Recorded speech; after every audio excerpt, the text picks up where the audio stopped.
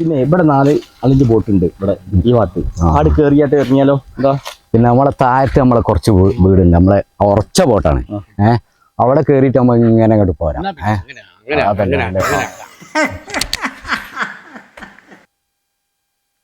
അല്ല, ആരോ ഒരാളെ ചിരിയാണല്ലോ അവിടുന്ന് കേട്ടേ.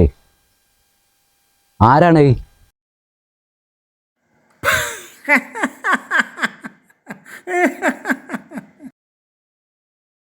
ഇതെന്താ പൊന്തക്കാട്ട് കുത്തിന്റെ ചിർക്കിന് ആളെ പേടിപ്പിക്കാന്? ആരും കാണാതെ ഉറക്ക ചിരിക്കാനാ ഞാൻ ഈ പൊന്തക്കാട്ടിൽ കയറി കുത്തിരുന്ന്. ആ ചിരിക്കുന്ന വിഷയം ഞാൻ ലാസ്റ്റ് പറഞ്ഞു. അതിന് നിങ്ങളോട് ചോദിക്കട്ടെ, നിങ്ങൾ വോട്ട് പിടിക്കാൻ നടക്കല്ലേ? എന്നാലേ ഇതേമാതിരി 5 കൊല്ലം മുമ്പേ നമ്മൾ എല്ലാവരും ഒട്ടും പോയി വോട്ട് പിടിച്ചിട്ട് മെമ്പറാക്കി. എന്നിട്ട് എന്താ ഉണ്ടായത്? ആ മെമ്പർമാര് ഗൾഫിലായിട്ട് ലീവ് എടുത്ത് പോയില്ലേ? നമ്മളെ പോലത്തെ സാധാരണക്കാര് ഈ മെമ്പർ ഒന്ന് കാണണമെങ്കിൽ എന്താ ചെയ്യണ്ട്? പാസ്പോർട്ട് എടുത്ത് വിമാനം കയറിയായിട്ട് ഗൾഫ് പോയി കാണാൻ വേണ്ടി.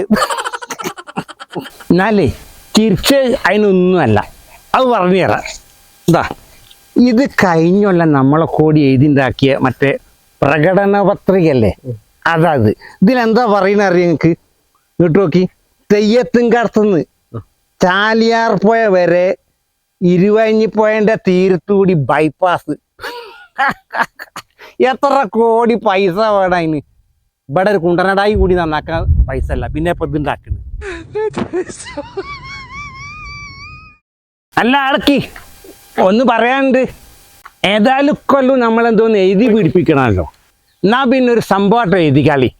നമ്മളെ കൊടിയത്തൂർ വിമാനത്താവളം, നമ്മളെ വലിയടായില്ലേ,